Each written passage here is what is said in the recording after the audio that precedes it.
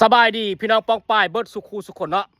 มื่อนี้คำปานกาซีอินดีกาชิพาทุกคนมาเบิ่งพระสว่างพี่น้องคนสมัยก่อนเนาะที่ว่าเพิ่นปกครองบนนี้บนด้านอย่างต่างๆเนาะมื่อนี้คำปานกาใช้ทุกคนมาเบิ่งเนาะแต่มันยังเหลืออยู่พี่น้องจะเป็นเฮือนของเพิ่นเนาะแต่ว่าคนเพิ่นบ่อยู่แล้วพี่น้องยังเหลือแต่เฮือนเพิ่นเนาะนี่เห็นบ่อันนี้ก็ถือว่าเป็นประตูเข้าเนาะป้าพี่น้องโคตรงามเลยเห็นบ่โอ้เพราะว่ากำแพงนี่กั้นความปลอดภัยพี่น้องเห็นบ่ประตูทหารยามพี่น้องเห็นบ่ป้าเรียสับลาบเลยพี่น้องเอามาเบิ่งนำกันเลยพี่น้องอันนี้ถือว่าเป็นประตูเข้าเนาะนี่เข้าไปปุ๊บจังซี่พี่น้องมันก็จะมีกำแพงกั้นอีกพี่น้องป้องกันความปลอดภัยเนาะนี่ป้องกันที่ว่าเพิ่นอยู่เนาะสมัยก่อนตอนเพิ่นยังมีชีวิตอยู่เนาะตอนนี้เพิ่นบ่มีชีวิตอยู่แล้วแต่ว่าข้าพเจ้าให้ทุกคนมาเบิ่งเนาะนี่ก็เป็นกำแพงพี่น้องเห็นบ่ป้าความหนาแน่นพี่น้องอันนี้เป็นเป็นประตูสุดท้ายเนาะกำแพงสุดท้ายพี่น้องที่จะเข้าไปในเฮือนบนพลอยู่พี่น้องเนาะนี่บนพลอยู่พี่น้องป้าที่โตพี่น้องโอ้ยไม่นี่พี่น้องเพิ่นเอามาติใส่หูไม่นี่นี่เพิ่นก็สิตั้งจังซี่พี่น้องเนาะเอาหินนี่มาปะแล้วก็เอาเสาตั้งใส่พี่น้องป้าเสาพี่น้องเห็นบ่เอาเข้าไปเบิ่งทางในเลยพี่น้องเนาะนี่บนพลอยู่เนาะเข้าไปเบิ่งเลยพี่น้องป้าที่โตพี่น้องโคตรคักเลยพี่น้องนี่โอ้เสียดายพี่น้องเสียดายอันคำปานอันภาษาเกาหลีบ่เป็นพี่น้องคำปานอันเป็นนี่โอ้สิแปลให้ทุกคนฟังเลยนะอ่านบ่เป็นเลยพี่น้องเห็นป่ะ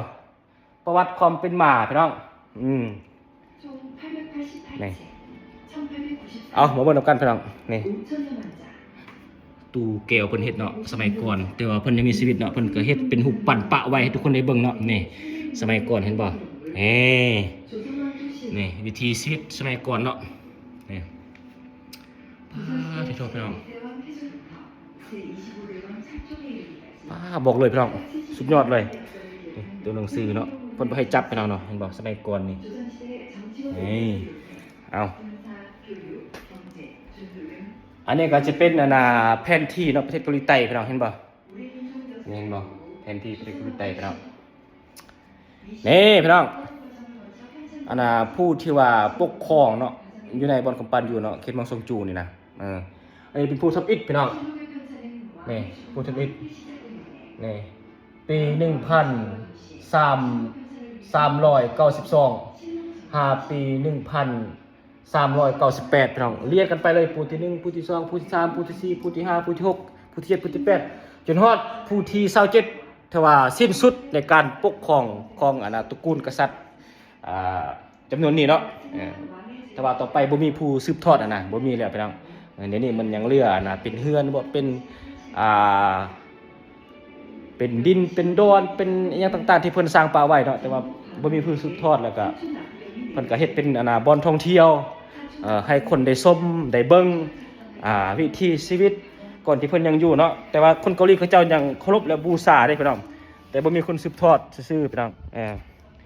แต่เพิ่นก็ยังเคารพบูชาเพิ่นก็ยังมากราบมาไหว้มาขอพรอย่างต่างๆพี่น้องเห็นบ่บนฝนอยู่พี่น้องโอ้สุดยอดอย่าลืมติดตามกับบ้านกาสีอินดี้เบิร์ดสู่คู่สู่คนเด้อพี่น้องเด้อ